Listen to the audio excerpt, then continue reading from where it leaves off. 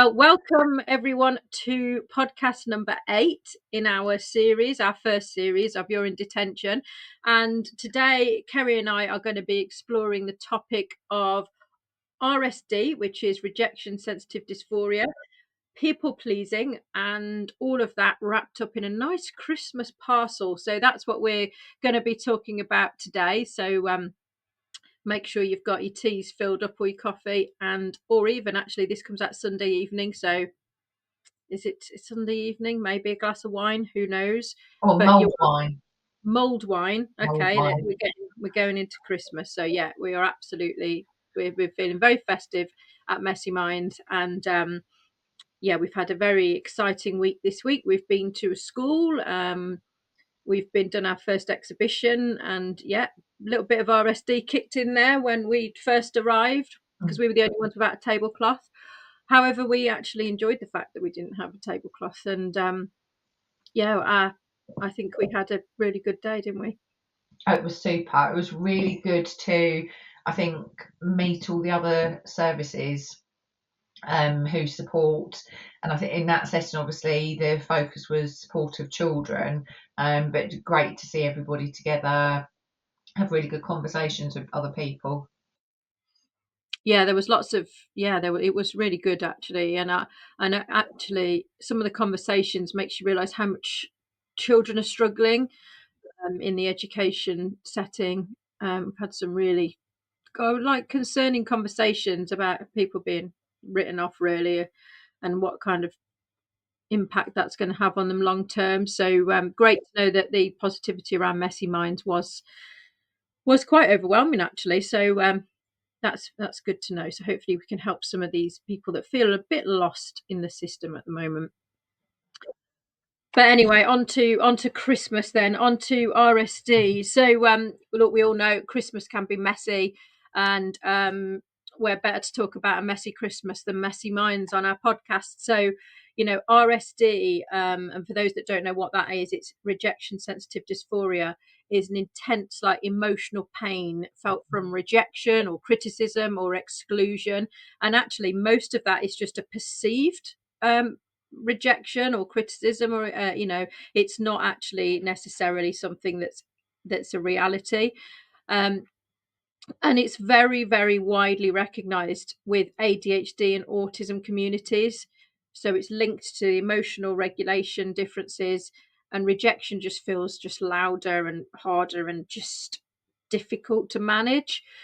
So people with ADHD may experience RSD because emotions are hard to regulate, but autism might mean masking, and social expectations can just make rejection feel even sharper. So it's really important that if you have ADHD or autism, or you're watching this and you want to understand it more and understand particularly how it kind of plays out in the Christmas period, which I think heightens every kind of emotion, then brilliant. But also if you have a spouse, partner, family member, someone that works with you that also has ADHD or autism, and you're neurotypical, it's really, really important to understand how this plays in, because you need to be able to just spot when that's happening, or try and avoid situations where this is going to become a bit of an issue and cause burnout with the neurodivergent person in question.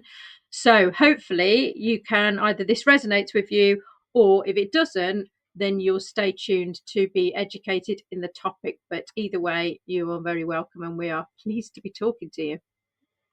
Perfect. So let's talk, Kerry. I know this is one of your favourite topics. Let's talk about the link between RSD and people pleasing, because Yes. we've had some interesting conversations about that.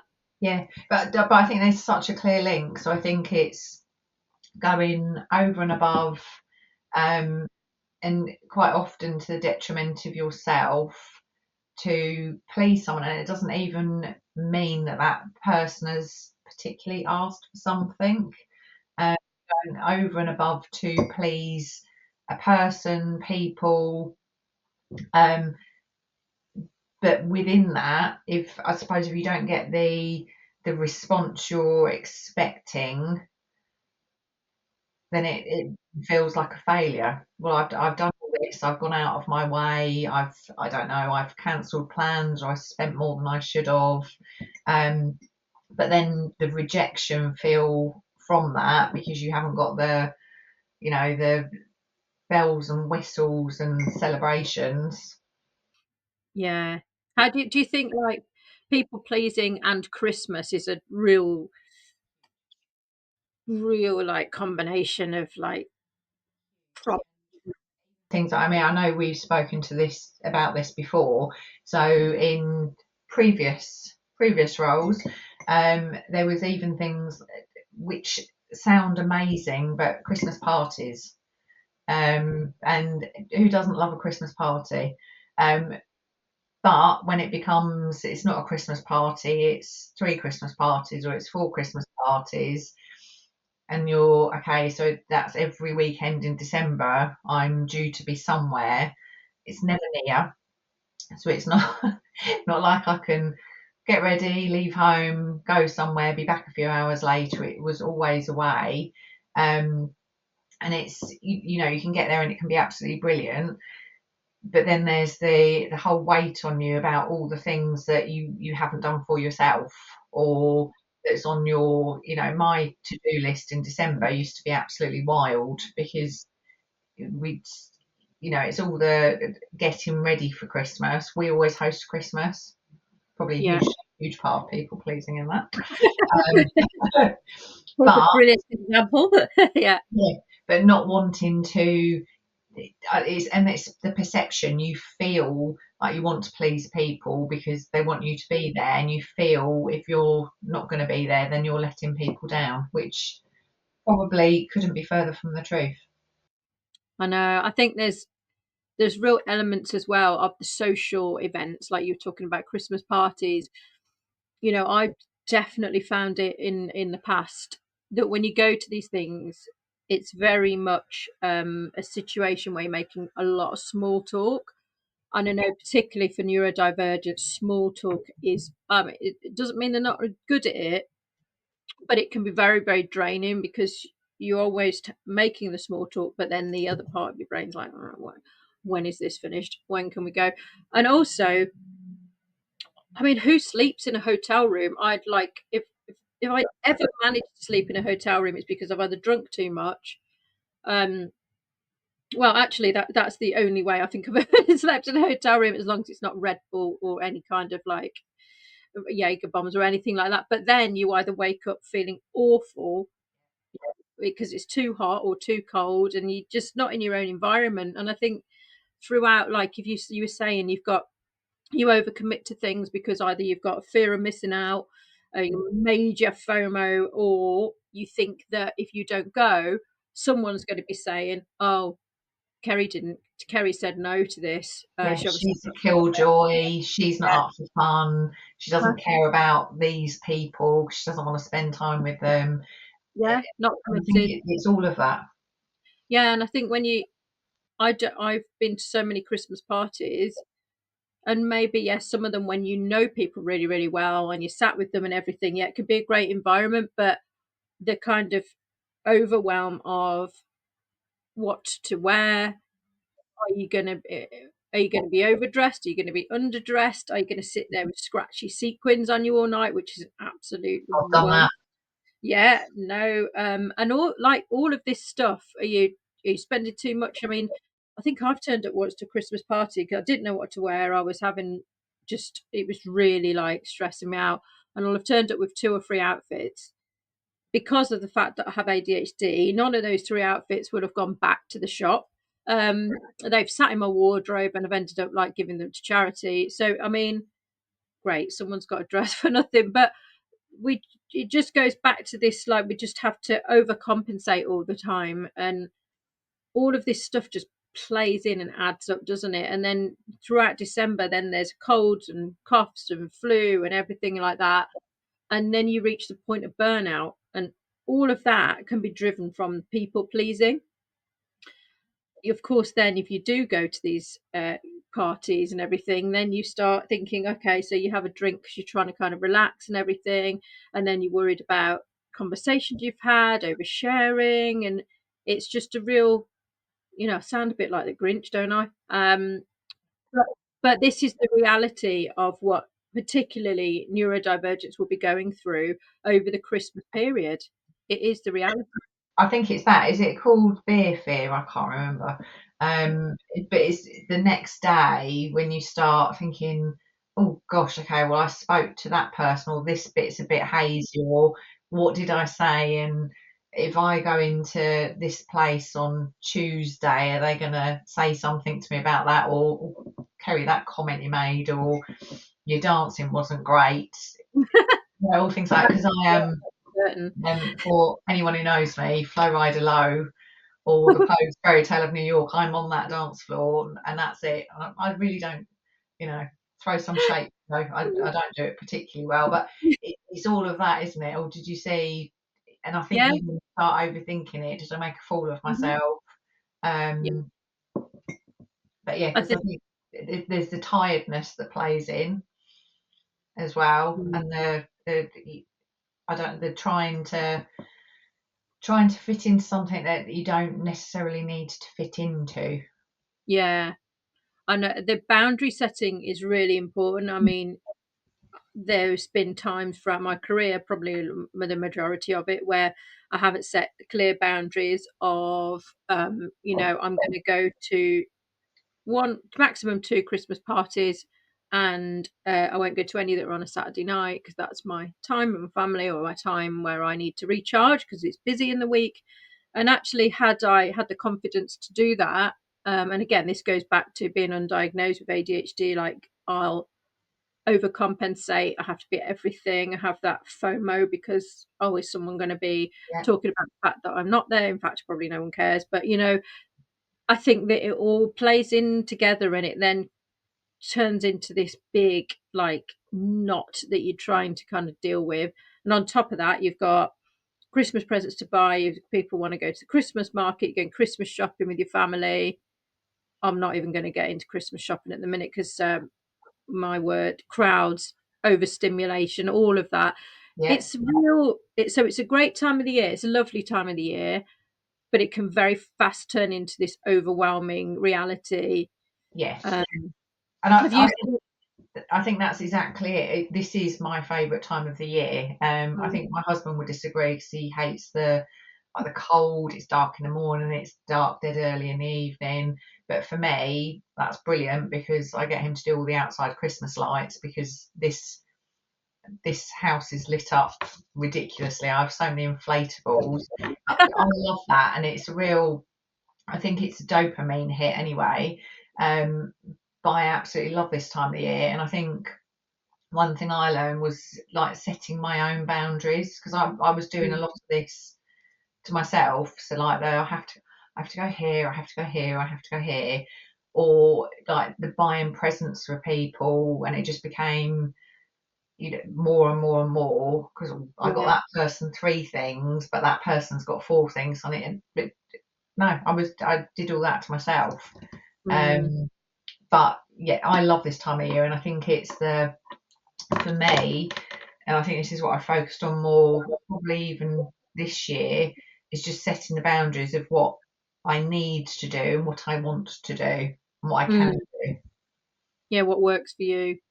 Mm. Have you ever had that, Kerry, where I've had it before, where I think I'm like, I've nailed it, like I think I've got all the presents and everything, and then some like a neighbour comes round on Christmas Eve, like with a present or something. Yep,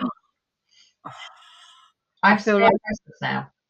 yeah, spare, yeah, who happens to Wrap up a spare? couple of tins of biscuits because we've had that before. And with Christmas cards as well, I am shocking with Christmas cards. If you get a Christmas card from me, I've clearly had a moment of extreme activity and managed to write some because I buy them. Um, but we have a couple of neighbours and they'll put a Christmas card through on Christmas Eve. And you're just like, and then it's the whole, if I put one back through, are they going to think that I only did it because they sent me one? And it's, so we do them, they'll sit on the side,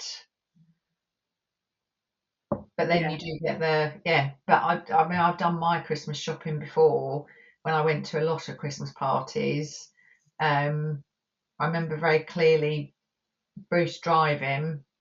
I was sat in the passenger side with my feet up on the dashboard on my phone, scrolling and ordering. And I tell you, I have no idea what people really got that year. Bad times. Go straight to them. Do you know And what? probably far more. I am so glad you brought up Christmas cards though, Kerry, because I have like my very strong views on Christmas cards. So I this sounds really like miserable. I bet people think I'm really miserable on this podcast. I'm not. I do not like receiving Christmas cards because they're like clutter all over the house, but not as much as I don't like sending them because I just hate writing them. It goes back to the absolute fear of ADHD, like admin. It squarely sits in the admin category. Buying them, writing them, all right, that's bad enough. Posting them, Hmm. and then there's a Christmas post, so you have to post them like 3 weeks early. So I made a decision about well, it's no, I've never sent Christmas cards very well, but what I decided about a couple of years ago is that I don't send Christmas cards, and I'm fine with that. I don't send an email either. I don't send anything. And it was brilliant when we brought when everyone was talking about the kind of environmental issues because now I kind of say, oh, a Christmas card. Well, obviously, no, I'll save the rainforest. I don't send anything in there, but like that, I always felt like everyone in my family would send Christmas cards, and it was like, oh, just don't send them to me. I know I won't send them to you because I just find all of that overwhelming. All over the house, they're on string around the walls, like the old in the 1980s where you put a piece of string Yeah, across. No, I don't. I don't want to see that. So I know some people that get Christmas cards out that they like from like years before and put them out at Christmas. But for me, I just get a Christmas card and then I put it in the recycle. And my husband's like, well, where's the card gone? I'm like, well, it's in the bin. I've read it. He's so miserable. But I don't know. It just goes back to that yeah, just feeling like failure because you haven't sent them. And I can't, I just find it really like boring sending cards and receiving them. yeah. But I think it's an expectation. I think that we feel. I mean, this started when I was at school. Used to have they used to be a little they do a little post box at school, Yeah, I remember that. and then everyone could put their cards in there, and there was one set day, and it must have been maybe a couple of days before the end of term, before you broke up for Christmas, when you'd get given all of your cards. Oh, yeah. And Oh, again, you'd be like, well, I think from that, or what happens if I haven't got very many cards? What happens if I've got yeah. too many cards? Well, I've got cards and I haven't sent those people cards. And I think, a lot's changed now. I think, um, with parties and things like that, every kid in the class there's an expectation everyone's invited, so no one feels excluded. But I Yeah. think from an early age, that whole Christmas cards experience kind Mm. of grounds in you. Well, that's an expectation. You have to send Christmas cards. Yeah. So You know, I'll be in the supermarket doing my big shop, and then you get to the Christmas bit, and it's the wrapping paper and you're like, okay, well, I need to buy a lot of the cards. yeah. Um, and then again, you're overthinking. Well, what will people think if they get that card with a picture of a Rudolph character? Will they like that, or would they prefer this one with the I don't know with the angels? I don't know. But it's an expectation that I think we've grown up with, Mm. maybe. I'm bucking the trend. So I love this. I had just got to the point where I thought actually it just makes me miserable Mhm. writing Christmas cards, and then I'll just drive around them with them in December in my glove box, and they'll be there in January, and I just look at them as a reminder of what a failure that I might have been, and I just think, do you know, I'm not sending them anymore. I don't need to send them. I only like getting cards if they're funny. That's I only send a card if it's funny, and that's what I like. But it's I think a lot of it goes back to the like you've seen the Christmas adverts. Have you seen the so the M&S advert to a certain extent the John Lewis advert? All that's usually got some kind of golden like thread running through it of meaning, but the M&S particularly, the Christmas adverts of people sitting around a dinner table with perfect food and the kids all sat there like with a shirt and tie on. I mean, if I could get our kids out of a onesie, like you think we're doing well, but it just doesn't mirror the reality of Christmas. And I think, but also people posting on social media Mm. about, oh, we've taken the children to do this and we've taken them there and we had a fantastic time. You only see a moment in time on social media, and you only see what people want you to see, and in a perception that they're having a great time. You don't see the meltdowns. You don't see the, the fact that people have got no money because they're having to buy presents and they're feeling under pressure. You don't see the burnt turkeys. You Yeah, don't see like the Griswold's, like family Christmas kind of experience, which I think is really relatable. yeah, Like that makes people immediately feel like, what is this Christmas that seems really unachievable? Because yeah. I've, Like I've never, perfect. Got the big table. It's all laid yeah, up. The turkey looks amazing. I mm, think I could have been in the Tesco's ad this year. I don't know if you've seen the Tesco's ad. Absolutely brilliant. Um, but I mean, last year I remember I was cooking Christmas dinner. I managed to cover the whole bottom of my oven in turkey juice. Um, I was trying to wrestle that out of the oven. The I went to mash the potatoes. They were more liquid than there was actual potato left, so we didn't know what was going. And but that I think I see the Tesco's advert. I think I'd be perfect on that. Perfect, yeah, because that feels to me like Christmas. Because I think I'd be shocked to find anyone whose Christmas is how it's displayed on some of the adverts that you see, where it's all this pitch perfect. You've got an amazing mm, outfit. I'm not. I've always got a Christmas jumper on because yeah, I have got so many Christmas jumpers. It is unreal because it is my favourite time of the year. Um, but apart from that, I'll have joggers on or I'll be comfortable. mm. Um, I definitely won't look made up. Hair will be somewhere really screwed up. I'll have like the With Christmas turkey headband free. on. Christmas headbands that covers all manner of sins. Um, and people know if I say it's dinner at 2, it's probably 2:30 or 3 o'clock, and you'll get your starters. And then at some point, once I've worked out how to manoeuvre everything with the reheating of stuff and is the turkey actually cooked? Yeah, exactly. Hopefully.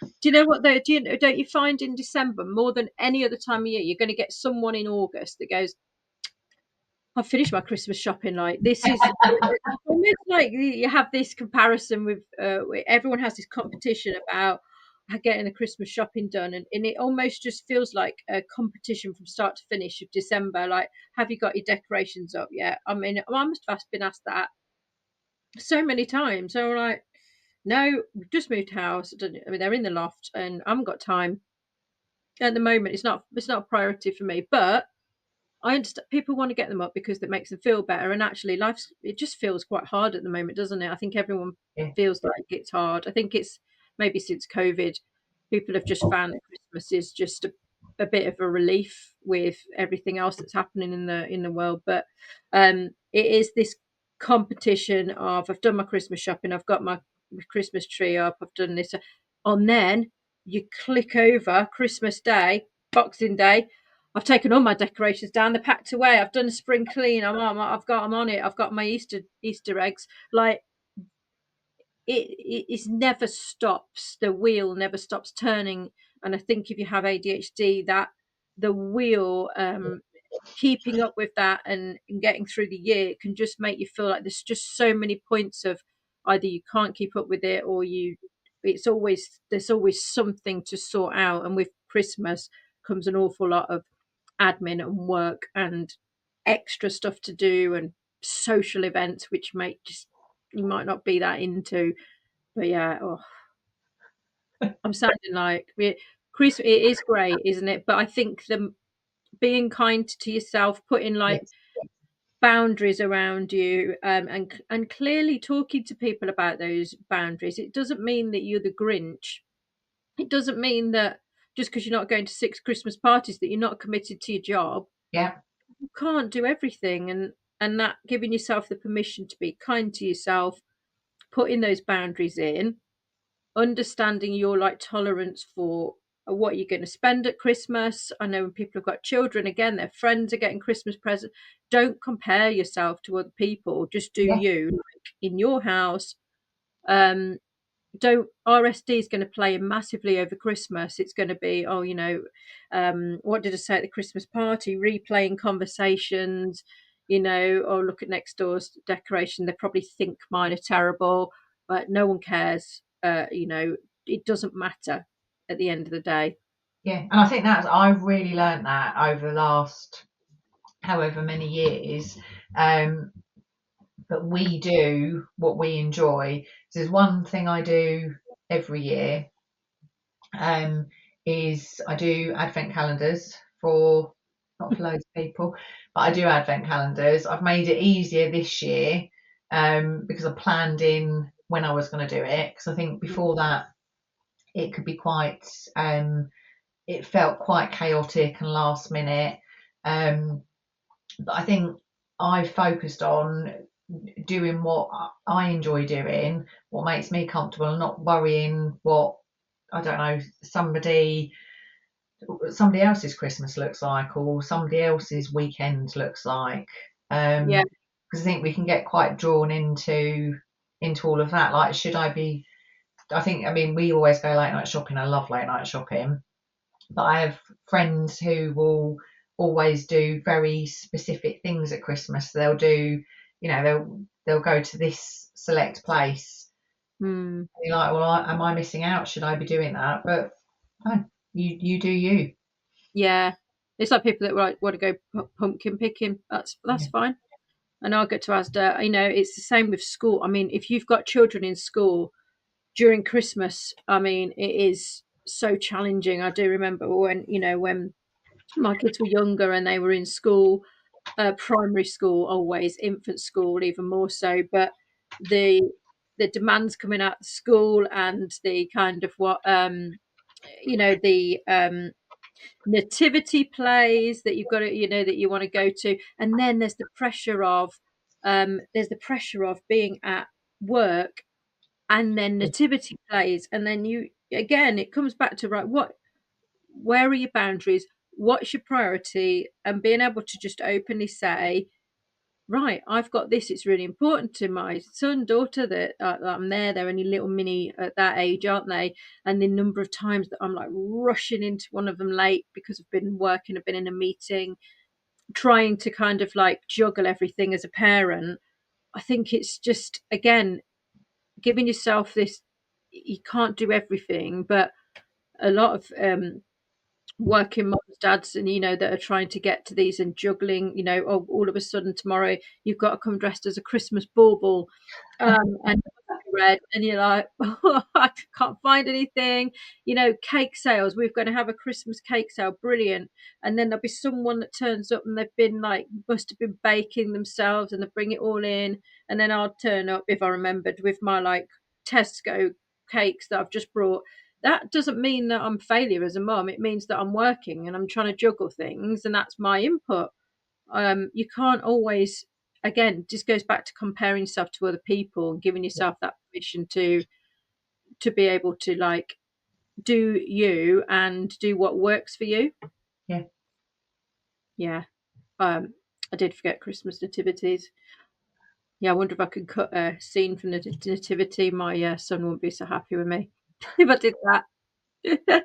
I do remember in a nativity play once, he was my son was an angel, and they had to wear white tights, and he refused point blank to wear white tights. Like, as a boy, it was absolutely not. So he had a t-shirt, and then I had to buy these white joggers, but he absolutely refused. It was hilarious, but I think he still carries the scars. I think the year after that, he was a donkey. I think it just progressively got worse. But his line was Eeyore, I Oh, think. bless him. So yeah, that was less pressure. But again, it's this overwhelming, and even like kids discos and parties and stuff. The amount of Mhm. times I've had to pick up my son because he got like completely. It's all a bit much, isn't it? And then with on top of that, with illness and God, you got to sort out outfits. I know parents must be balancing, juggling work, children, their own social arrangements, their children's social arrangements. Of course, birthdays and things still happen, Yeah, but you've just got to give yourself that time and make sure that you build in time in December for yourself. So if you've got an engagement on a Friday, try and leave it, don't do something on a Saturday. Mm. Otherwise, Saturday, Sunday, and you're back into work again. It's very, very difficult, isn't it? Yeah.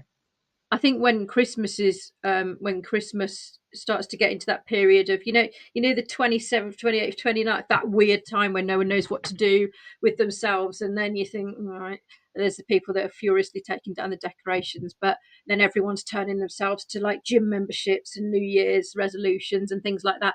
Again, as someone with ADHD, I find that really just depressing. Mm. I feel like January is just a hard month as it is. It's dark. There's no Christmas lights. There's no like. I just find January and February a really, really difficult time because I'm trying to chase that dopamine, and everyone's on a diet. Everyone's just going to the gym. Everyone's starting like new routines that I find really challenging to do. So I know that we're going to be kicking off our campaign into the new year. We're really looking forward to announcing more about that soon. But it's all about being kind to yourself, and you don't need to reinvent yourself at the start of every year. Like the 31st of December is the same as the 1st of January. You don't need to have spent £100 a month on a gym membership. I mean, the only way I lose from a gym membership is out of my bank account, but you do not need to be competing with other people with a list of New Year's resolutions. So we're going to be helping and guiding neurodivergents and anyone else that needs that kind of it's all right kind of guidance through into the new year. So we'll look out for that campaign coming out just after Christmas. I think that will be launched after Christmas in between the new year. So in between that time where no one knows what to do, we'll put a podcast out and you can watch that, eh? I'll need that, Joe, because I think there's always that everyone asks you, don't they? Because I agree, the days in between Christmas and New Year are Mm. odd because you've not got anything that you've got to do to prep for Christmas. So I could have done with those 3 days the other side. So you haven't got anything to do and you're thinking, and then everyone's like, oh, what's your New Year's resolution's going to be? And it's like, well, I can tell you, but I'm pretty confident I'll make them and I'll give it till midday on New Year's Day. Probably some of them have already been broken, but you feel that kind of pressure to, well, I should have a New Year's resolution. What am I going to change about myself this year? So I will definitely be re-listening to that after we've recorded it. Have you ever, I was just thinking then when you were talking, had a new, have you ever stuck to a New Year's resolution and it's changed anything about you at all? Because I was just trying to rack my brains. No, because I think for me, I think any New Year's resolutions I've ever made, I've put too much pressure on myself. So Mm. even, I mean, I've done the whole gym membership thing before, and I'll go to the induction. Yeah. I might go 1 or 2 times, but then it becomes, oh, well, I'm not home till late, or there will be a Yeah. reason. But I think I then feel worse about it because it's a resolution. Um, Mm. I can't think of anything.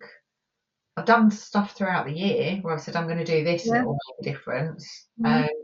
It's one thing that helps me that when we're doing all of our work together, it's I have a to-do list that just helps Yeah. me. But that was never a New Year's resolution. It's just something that I know works for me and helps me out. So maybe I'll use that as my New Year's resolution. Do you think like resolutions though are all about like almost denying yourself stuff? They're always you've got to cut down on stuff and do things. Like for me, New Year's resolutions now are different. I make New Year's resolutions, easy for me to say, where I'm saying actually this year I'm going to go travel. I'm going to do a bit more traveling, and I'm going to go somewhere that I haven't been before, or I'm going to just purposely just be a bit more kind to myself. I'm going to just do things that I think are achievable. But like last year, okay, I didn't decide on New Year's Day that I was going to leave my corporate role. I didn't decide that. You can be making these kind of small changes throughout the year, but I think this it's start of a new year. It feels like, yeah, okay, it's a new year, it's a new slate. The calendar makes no difference. Yeah. But having these, using the new year to set yourself some boundaries and think, actually, I'm going to this year, I'm not going to be so much of a people pleaser. I'm going to put myself first. I'm going to take more care of myself. I'm not going to be pulled along to a meditation class because someone thinks that would be good for my ADHD when it isn't. This, there's many things you can do in the new year. So I'm really looking forward to exploring those Yeah. on a podcast, and I'm sure we'll get a few people to debate that and talk about New Year's resolutions. But I think we have done thorough a thorough review of Christmas and overwhelm and people pleasing and all the RSD. And hopefully, you've enjoyed this episode. I've actually really enjoyed talking about this with Kerry. And I think, look, it is okay just to do you and be you. And there's, don't compare yourself to other Mhm. people. Remember that. Be kind to yourself. Don't get into burnout. Just set some boundaries. And actually, then you'll probably have a much nicer Christmas. But please don't forget to join us throughout December. We will be having some we'll be putting some support out there for people that might be struggling throughout Christmas and New Year. But we're really looking forward to seeing you all, and next time on You're in Detention. So don't forget to give us a thumbs up and subscribe to our channel, and we will look forward to seeing you again soon.